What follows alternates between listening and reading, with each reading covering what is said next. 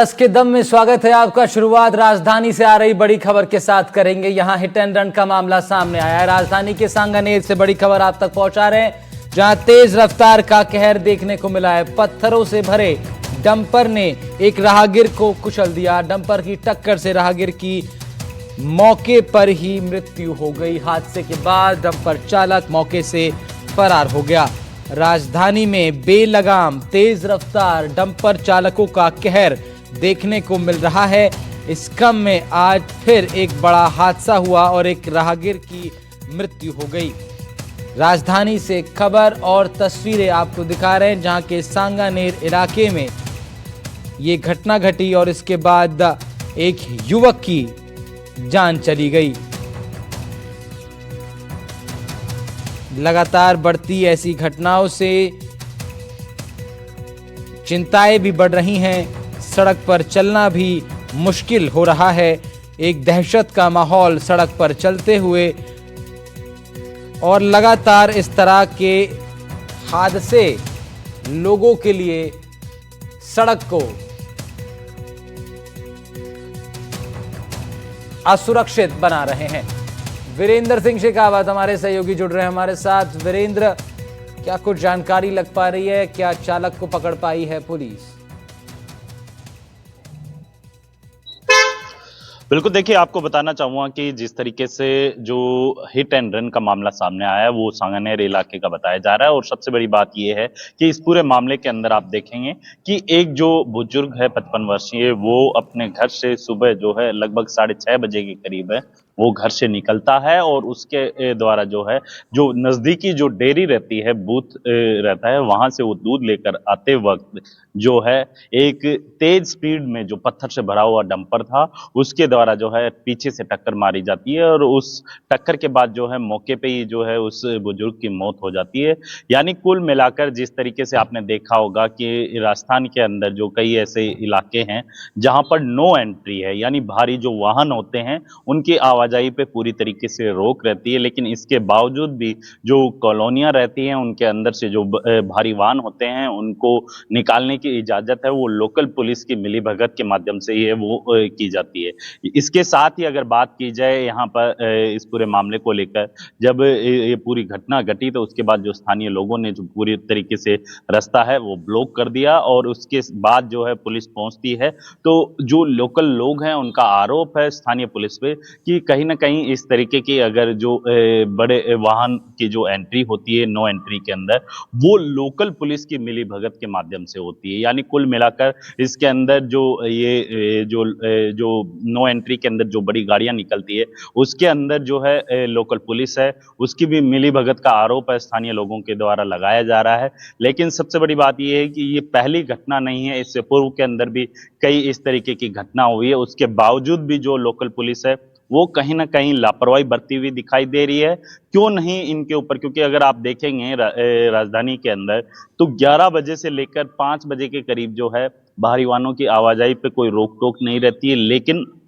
5 बजे के बाद अगर कोई भी भारी वाहन जो है जो आबादी एरिया के अंदर से निकलता है तो उसके ऊपर कार्रवाई ना करके लोकल पुलिस की जो लापरवाही है वो देखी जा सकती है। इससे पूर्व के अंदर आपने देखा होगा कि सांगानेर के अलावा आप देखेंगे कि ऐसे ही खो नागौरियन इलाके में भी एक ऐसे ही जो बजरी से भरी जो ट्रक था उसने एक जो राहगीर को टक्कर मारी थी, और उसके बाद जो है काफी ज्यादा बवाल है वो देखने को मिला था। सेम ऐसा ही जो है सांगानेर इलाके के अंदर आज सुबह लगभग 6:30 बजे के करीब जो है ये घटना देखने को मिली, और उसके बाद स्थानीय लोग हैं वो आक्रोशित है, और साथ ही जो है डंपर जो चालक है उसके ऊपर कार्रवाई की मांग कर रहे हैं। वहीं अगर बात की जाए डंपर चालक की, तो डंपर चालक है वो मौके से फरार हो चुका है, और इसके साथ ही जो बुजुर्ग व्यक्ति है उसकी मौके पर ही मौत हो गई है। जी शुक्रिया वीरेंद्र आपका तमाम जानकारी के लिए। वीरेंद्र सिंह शेखावत हमारे सहयोगी रिपोर्ट कर रहे थे इस खबर पर। 10 के दम में बात अगली बड़ी खबर की। जयपुर के बाद अजमेर से बड़ी खबर आ रही है। पुलिसकर्मी ने ठगी की बड़ी घटना को अंजाम दिया है। साथियों से 100 करोड़ रुपए की ठगी की खबर है। हाईवे पर जमीन दिलाने का सपना दिखाकर पैसे ठग लिए। शिक्षक भाई के साथ पुलिस कर्मियों से ठगी का ये मामला सामने आया है। पुलिस ने शिक्षक भाई को भी गिरफ्तार कर लिया पुलिस की गिरफ्त से मुख्य आरोपी पवन मीणा अभी बाहर है। जमीन दिलाने के नाम पर 100 करोड़ रुपए की ठगी का मामला सामने आया है और ये ठगी पुलिस कर्मी ने ही की है। पवन मीणा तो कांस्टेबल है जो पुलिस लाइन में तैनात था, जो पैसे उधार लेन देन का काम करता था और ब्याज देता था और लोगों को ये कहता था कि मेरे गांव के पास में कोई हाईवे निकली, उसमें मास्टर प्लान में मैं पैसे लगा रहा हूँ, आपको 2 गुना पैसे दे दूंगा। ऐसे करके दुनिया को बेवकूफ बनाकर पैसे लेता था और बाद में धीरे धीरे संपर्क कम कर दिया और फरार हो गया। अंदाज 100 से 150 आदमी पुलिसकर्मी पवन मीणा को पैसे दे रखे हैं। अंदाज तो नहीं, अंदाज से बता सकते हैं, बाकी करेक्ट तो नहीं होगा। करीबन 40-50 करोड़ रुपए हैं।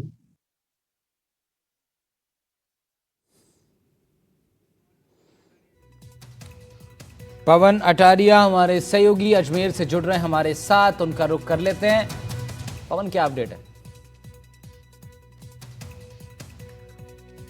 जी बिल्कुल राहुल, देखिए जो पवन मीणा है राजस्थान पुलिस अजमेर में कांस्टेबल है। अभी फिलहाल जिला पुलिस अधीक्षक ने उनको निलंबित कर दिया है और पवन मीणा के खिलाफ अजमेर के सिविल लाइन, क्रिश्चियनगंज और क्लॉक टावर थाने में मुकदमे दर्ज हैं।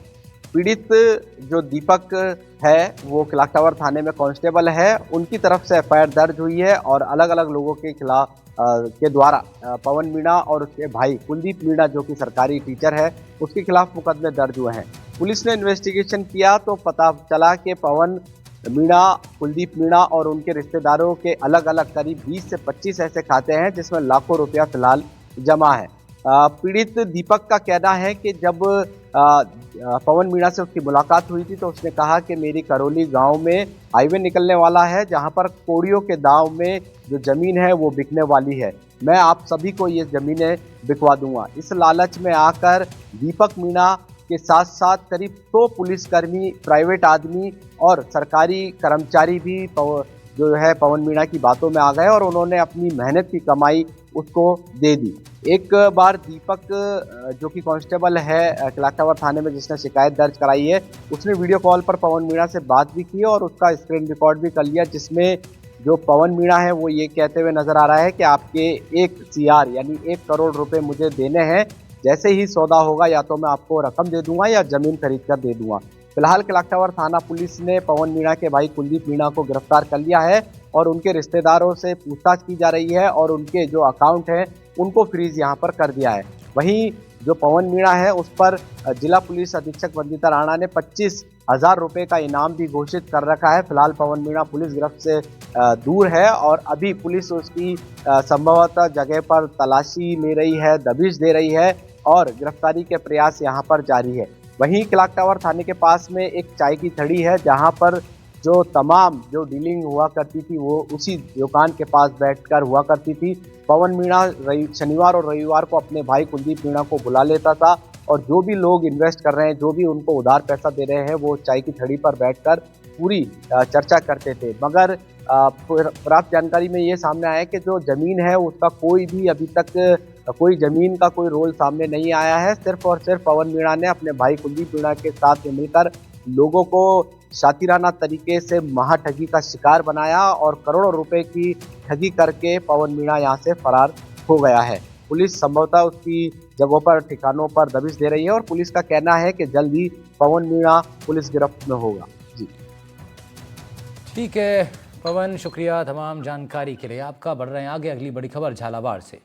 नगर परिषद के सफाई कर्मियों का विरोध देखने को मिल रहा है। 200 सफाई कर्मचारियों ने कार्य बहिष्कार कर दिया। इस खबर का रुख करेंगे बाद में, लेकिन उससे पहले एक और बड़ी खबर आ रही है। बहरोड थाना क्षेत्र में कानून व्यवस्था लगातार सवालों के घेरे में है। बीती रात बहरोड के मुख्य बाजार चांदनी चौक स्थित एक ज्वेलर्स की दुकान में बड़ी चोरी की वारदात हुई है। नकाबपोश बदमाश दुकान का गेट तोड़कर अंदर घुस गए। 2 सोने चांदी के जेवर, कैश चुराकर फरार हो गए। चोरी किए गए सामान की अनुमानित कीमत 8 से 10 लाख रुपए है। घटना की जानकारी मिलते ही कोतवाली पुलिस मौके पर पहुंची, घटनास्थल का मुआयना किया। एफएसएल टीम को भी जांच के लिए बुलाया गया है। चोरों की करतूत सामने आने की एक कपड़े की दुकान में में लगे सीसीटीवी कैमरे में उनकी करतूत कैद हो गई है। सीसीटीवी में साफ देखा जा सकता है आरोपी बेखौफ होकर दुकान में घुसते हैं, बिना किसी डर के आराम से बाहर निकल आते हैं सामान चुरा कर। व्यापारियों का कहना है जिस प्रकार अपराधी खुलेआम और निडर होकर वारदातों को अंजाम दे रहे हैं, पूरे बाजार में डर का माहौल है।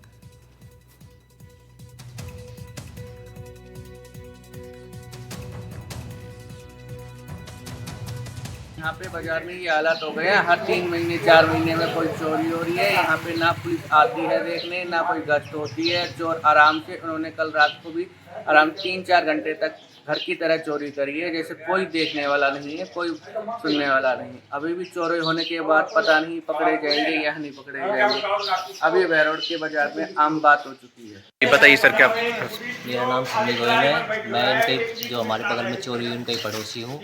और हमारे यहाँ पे मेरे को सुबह 5 बजे फ़ोन गया हमारे पड़ोसी का कि आपके पड़ोस में चोरी हो, आके आप कैमरे चेक करो कौन कौन थे। कैमरा चेक करने के बाद मैंने देखा 11:30 बजे से 3 लड़के घूम रहे हैं, ठीक है। और उसने तोड़ा फोड़ी करी है यहाँ पे और गेट तोड़ने की कोशिश करी है। और 2:17 से लेकर 2:20 में 3 मिनट में चोरी करके पार गए हैं। और तीनों लड़के बिल्कुल खुलेआम गए हैं, ना कोई पुलिस प्रशासन था यहाँ पे, ना चौकीदार था, ना कुछ और था। और काफ़ी बार कंप्लेंट भी कर चुका थाने में, अभी तक कोई इसका नहीं हुआ है। और अभी थोड़े दिन पहले बहरोड जी के बगल में भी एक दुकान पर चोरी भी हो चुकी है। हमारे सहयोगी हिमांशु हमारे साथ जुड़ रहे हैं इस खबर पर ज़्यादा जानकारी के साथ। हिमांशु, लगातार बढ़ रही इस तरह की घटनाओं से व्यापारियों में गुस्सा भी है और एक डर भी है, साथ साथ पुलिस व्यवस्थाओं के ऊपर बड़े सवाल तो खड़े हो ही रहे हैं।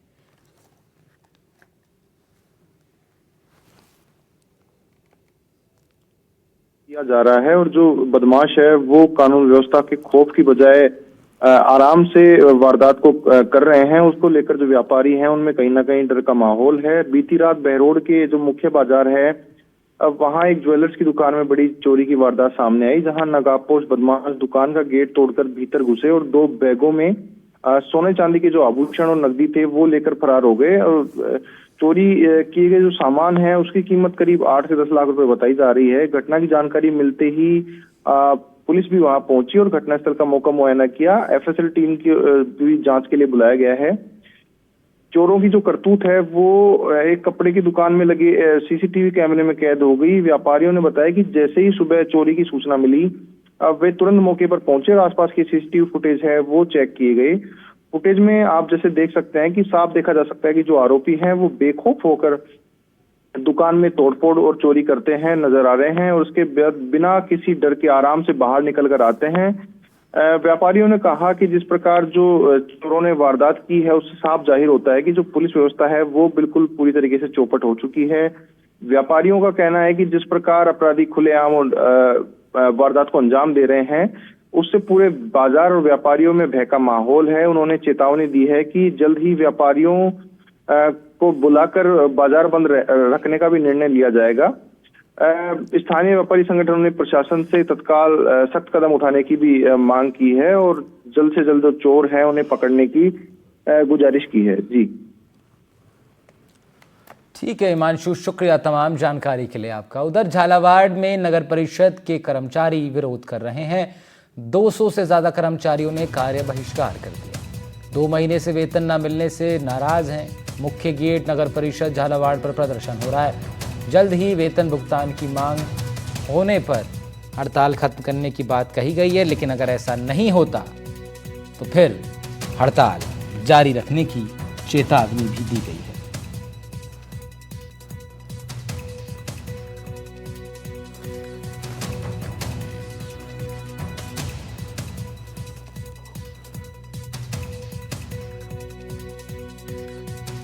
बड़ी खबर आप तक पहुंचा रहे हैं झालावाड़ से, जहां नगर परिषद के सफाई कर्मचारी विरोध प्रदर्शन कर रहे हैं। 2 महीने से वेतन ना मिलने से बुरी तरह से नाराज हैं, आक्रोशित हैं और अपना आक्रोश अपने विरोध प्रदर्शन के माध्यम से व्यक्त कर रहे हैं।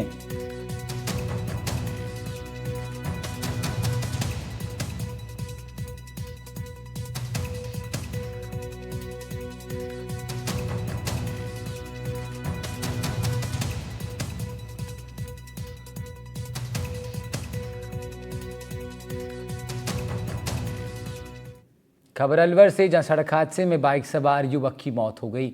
युवक की मौत के बाद परिजनों ने हंगामा किया है, शव रखकर जाम लगा दिया।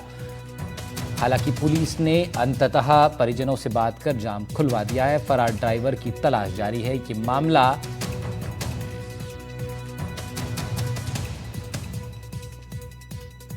ये राठी मार्केट से सामान ले घर के लिए जा रहा था। ये इस पर बाइक थी, जैसे ये बाइक मोड़ से गया तो उधर से कैंट आ रही थी पिकअप, उन्होंने इसको टक्कर दिया और टक्कर देने के बाद बाकी कोई सच्चा ना गाड़ी टायर है जो नार से ये टायर पूरा पिचका दिया है।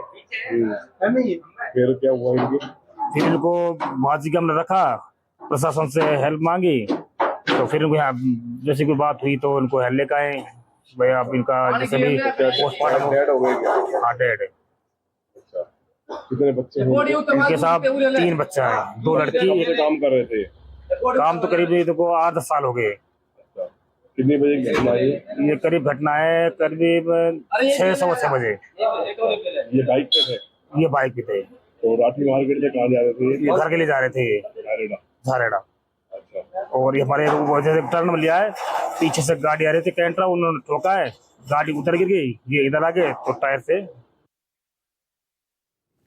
तो ये खबर आप अलवर से देख रहे हैं, जहां पर परिजन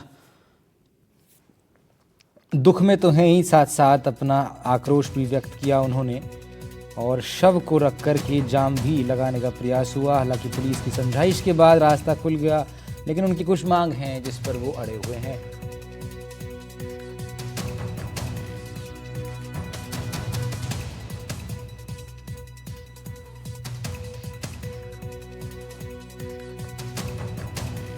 सड़क हादसे में एक बाइक सवार युवक की मौत का ये पूरा मामला है, जिसके बाद परिजनों का हंगामा देखने को मिला है।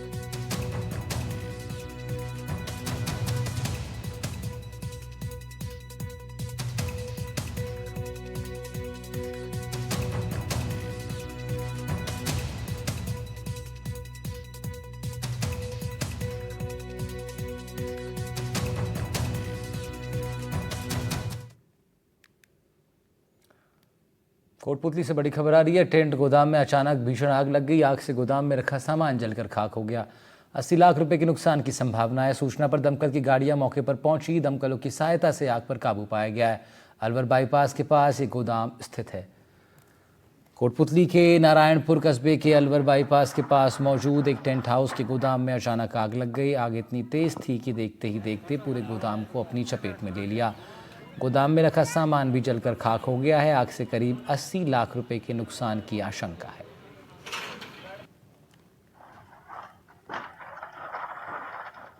उदयपुर से खबर है। सब्जी खरीदने को लेकर यहां विवाद हो गया। हथियारबंद लोगों ने सब्जी विक्रेता पर हमला बोल दिया।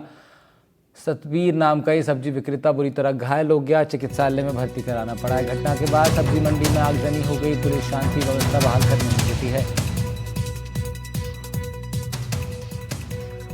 महाराणा भूपाल चिकित्सालय में इन्हें भर्ती करवाना पड़ा। बड़ी खबर आप तक पहुंचा रहे हैं उदयपुर से, जहां एक सब्जी विक्रेता से मारपिटाई करने का मामला सामने आया है। कुछ लोगों ने हथियार के बल पर सब्जी खरीदने के दौरान हुए विवाद के बाद जमकर मारपिटाई की।